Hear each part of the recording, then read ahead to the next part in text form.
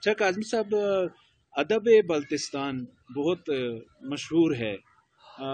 بلتستان کے ادب کے حوالے سے، آداب اور رسومات کے حوالے سے دیکھیں میں آپ کو ایک چیز بتاتا ہوں کہ یہاں پر ایک بڑا مشہور تھا ادب بلتستان، محاورہ تھا.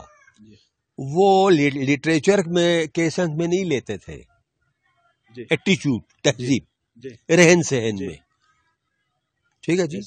ہاں، ایک ہوتا ہے نا مؤدب ایک شخص ہوتا ہے، ایک بے ادب شخص ہوتا ہے، اس سینس میں زیادہ لیتے تھے. تو ہمارے یہاں اتنی زیادہ تہذیب تھی کہ ہندوستانی دور میں جب ہندوستان کا کوئی بندہ ادھر آتا تھا، یہاں کے گھروں کے لوگوں کے رہن سہن، ملنے جلنے کے، اس کو دیکھنے کے بعد برملا وہ یہ کہتے تھے یار یہاں کی تہذیب جو ہے وہ لکھنؤ کی تہذیب جیسی ہے، خوبصورت، اتنے مہذب لوگ. وہ آپ کو جناب علی ہندوستان بھر میں صرف لکھنؤ کے ایریا میں ملے گا، باقی جناب علی ادھر ادھر جناب علی بنگال ہے، مراٹھ ہے، گجرات ہے، باہر میں نہیں. تو وہ ایک الگ چیز ہے. ایک ادب ہوتے ہیں لٹریچر. اب لٹریچر میں جناب علی جو انسان کے احساسات کا اظہار ہوتا ہے، یا تحریری یا زبانی.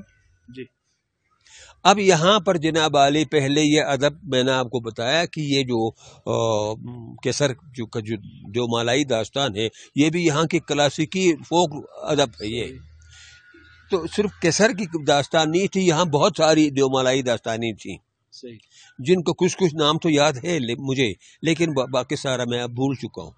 چونکہ اب لوگ اس میں یہ میڈیا آیا، ٹی وی آیا، ریڈیو آیا، وغیرہ آیا، تو وہ ساری چیزیں جناب علی ختم ہو گئی. اور پھر لوک گیت. ٹھیک ہے جی.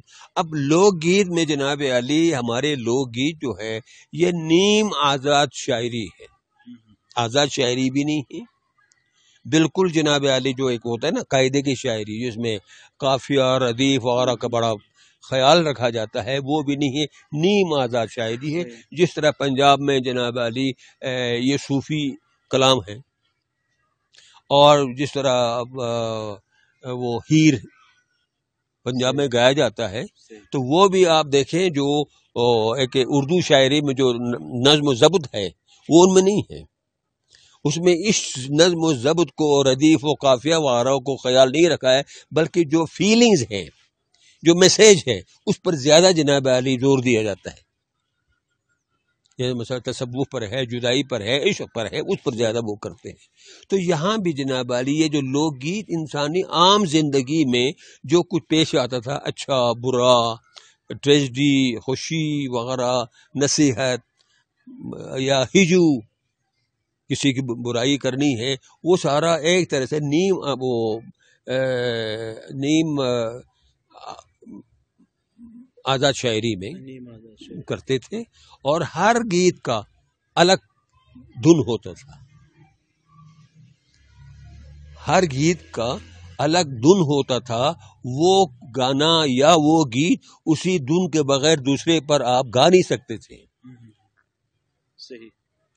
اب اس کا فائدہ یہ تھا کہ مثال کے طور پر جناب علی یہاں پر راجے ماجے پہلے ہوتے تھے، تو اس کے گھر کے سامنے، محل کے سامنے یہ جو بجانے والے تو ہمیشہ ہوتے تھے. کوئی مظلوم آتا تھا تو وہ کہتا تھا کہ میری عرض ایک ہے، راجہ صاحب تک میری عرض پہنچاؤ، میرے اس ساتھ ظلم ہوا ہے.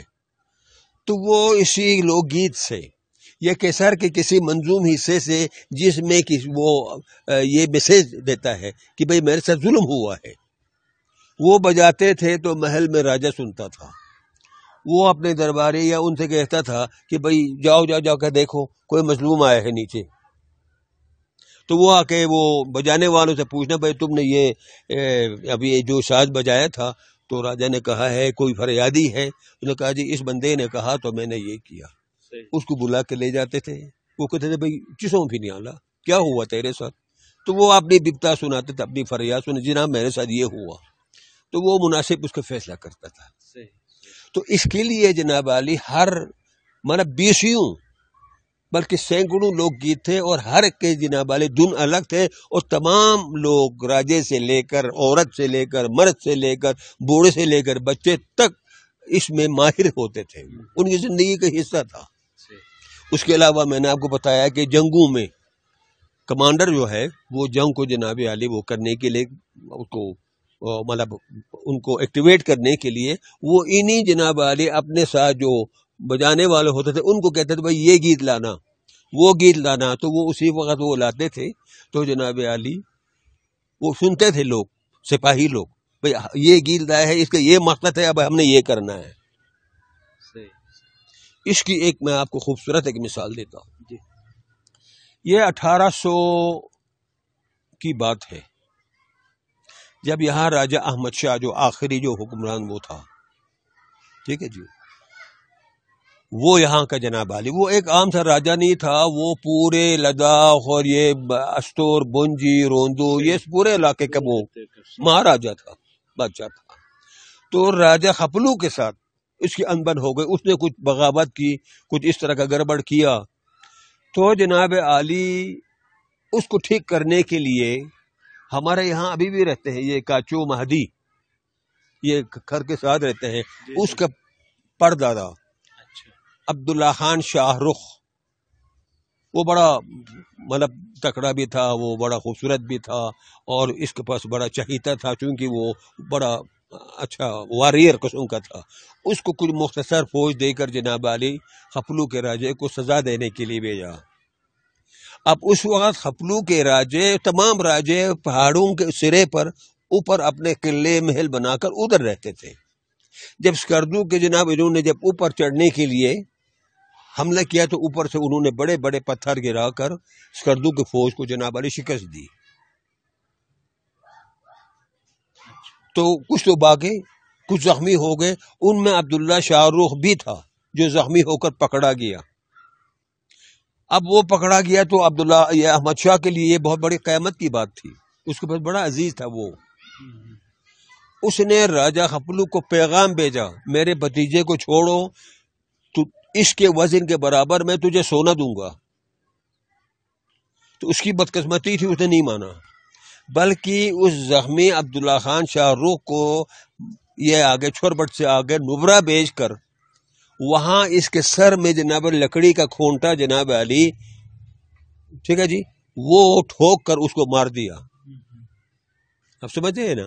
اچھا، وہ خبر یہاں پہنچی تو اس کو بے انتہا غصہ آیا، اچھی خاصی فوج جمع کی اور خود گیا اس کو انتقام لینے کے لیے۔ آپ خپلو گئے نا؟ جی جی ہاں جی۔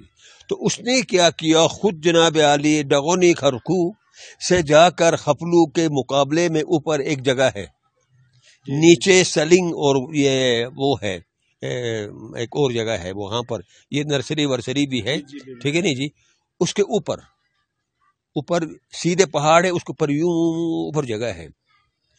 وہ اپنے جناب آرکیسٹرا مون وغیرہ کچھ باڈی گارڈ کے ساتھ ادھر گیا، وہاں سے سامنے نظر آتا ہے وہ ان کے دفاعی سارا کچھ، ٹھیک ہے جی۔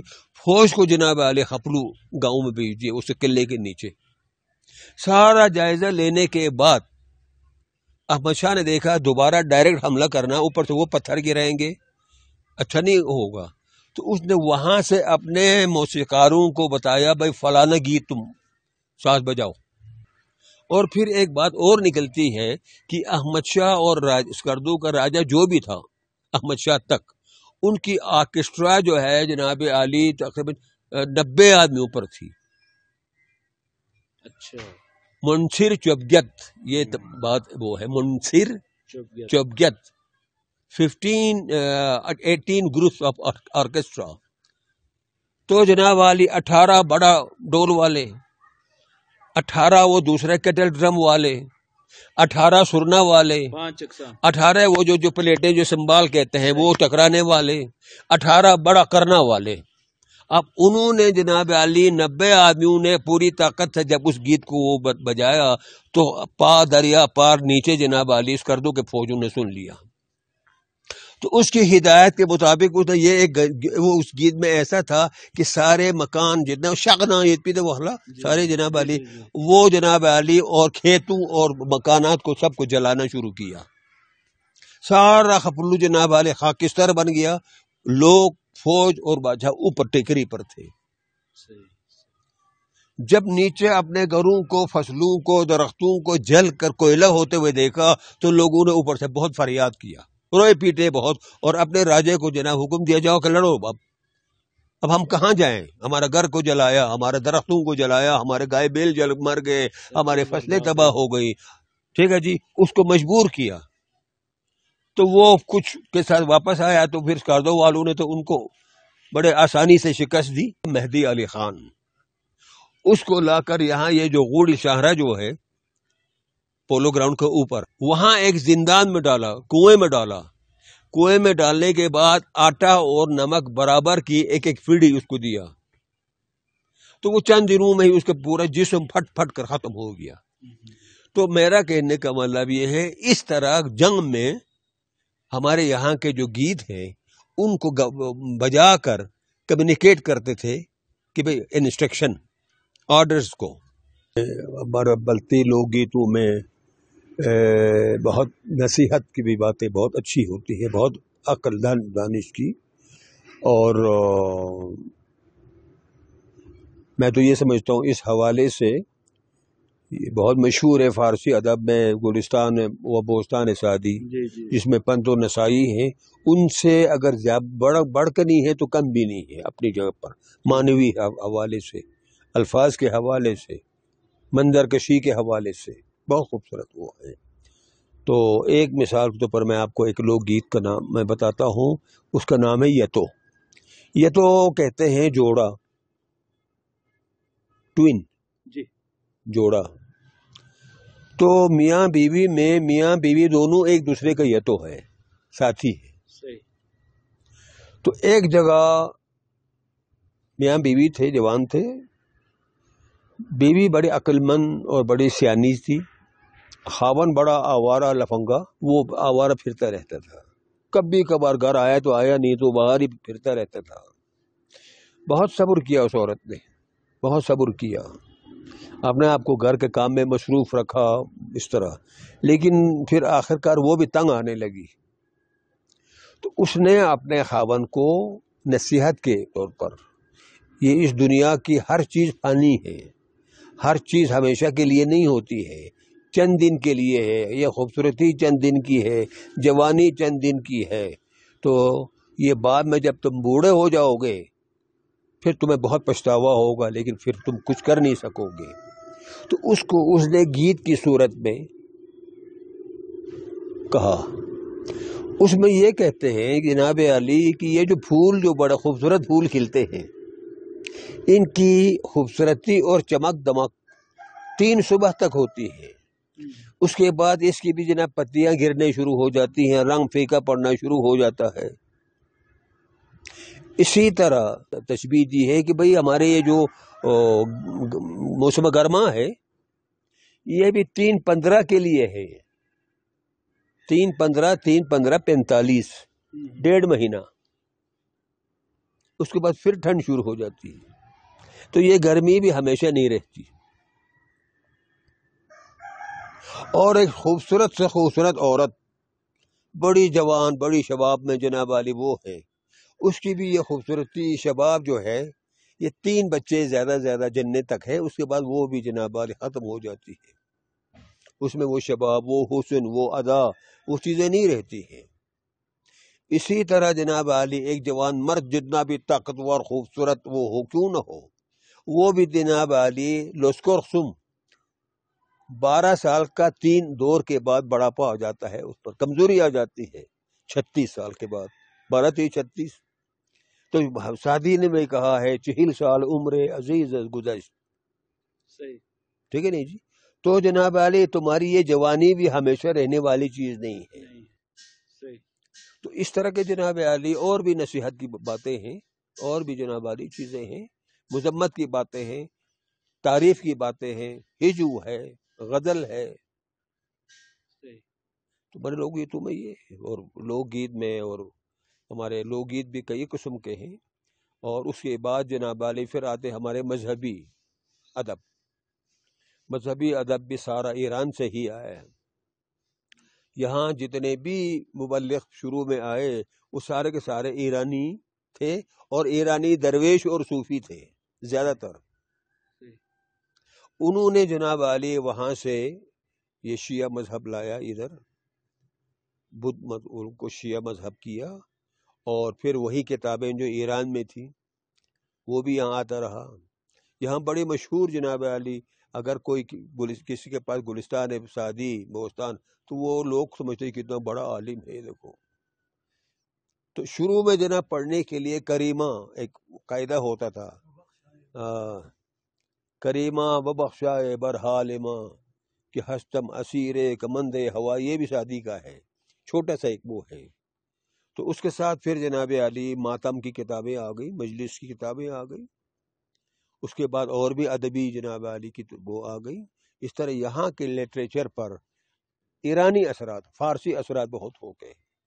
اسی لیے ہمارے شروع پہلے یہ جو جس کو آپ مرثیہ نگاری کہتے ہیں، مرثیہ نگاری، اس کا بلتی پہلے بھی تو مرثیہ، انسان جہاں ہو وہاں مرثیہ تو کسی نہ کسی صورت میں ہوتا ہے۔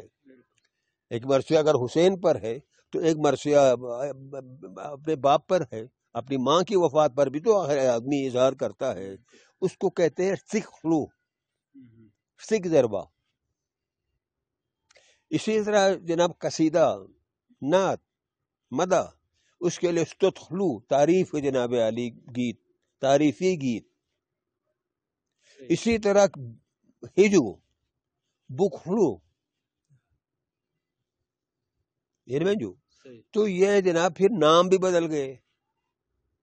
تو ابھی ہر چیز میں جناب ہم آپ فارسی نام استعمال کرتے ہیں، مرثیہ ہے، قصیدہ ہے، نعت ہے، اچھا گوشوارے ہیں، بحر طویل ہے، یہ سارا ایرانی وہ ہیں۔ اور اس طرح ہماری زبان کے اندر بھی ایرانی الفاظ بہت زیادہ آ گئے ہیں۔ ہمارے کھانے پینے کی چیزوں میں ایرانی اثر بہت آئے ہیں۔ مثال کے طور پر یہ کلچا، یہ ایرانی لفظ ہے، اصل میں یہ ہے گلچا۔ یا آپ کسی ایرانی سے پوچھو، چونکہ ایران میں یہ جو تندور اور کلچا کے اوپر پھول بناتے تھے پل سے، تو وہ تو پھول ہوتا تھا گلچا۔ اسی طرح جناب ازوق، یہ آزوقہ سے ہے، ریاح زجس، سفر پر جاتے وقت کھانے پینے کے لیے ارمنجو ایسا جس کو سالن شالن کی ضرورت نہیں ہے، بس اس کے اوپر پانی پی کر بھی جناب علی وقت گزرتا ہے، یہ ازوق جو تیل میں پکایا جاتا ہے۔ اسی طرح کلچے کو بڑے سائز میں پکایا تو وہ ہو گیا جناب تندور، وہ تندور میں پکاتے تھے۔ آج کل لوگ ساں میں پکاتے تھے بعد میں، اب تو جناب علی وہ آج کل وہ آئے ہیں، اوون آئے ہیں، اس میں پکاتے۔ اسی طرح کشمیری جو یہاں پر مستعمل ہے، سالن کنجو، آب جوش، یخنی، اچھا جناب علی، اس طرح بہت ساری ابھی یاد نہیں آ رہا مجھے۔ تو یہ ساری چیزیں جناب علی ایران سے آئی ہیں۔ ناظرین، آپ نے دیکھا کاظمی صاحب نے اتنے خوبصورت انداز سے بلتستان کی تاریخ، کلچر، ادب، سارن کے بارے میں ہمیں کافی مفید باتیں بتائیں، جو یقیناً کچھ ایسی چیزیں ہیں جو ہم نے پہلے نہیں سنی۔ تو میرا خیال ہے کہ آپ اس پروگرام سے ضرور فائدہ اٹھائیں گے، آپ کو پسند آیا ہوگا۔ اس کے ساتھ ہی مجھے اجازت دیجیے، اللہ حافظ۔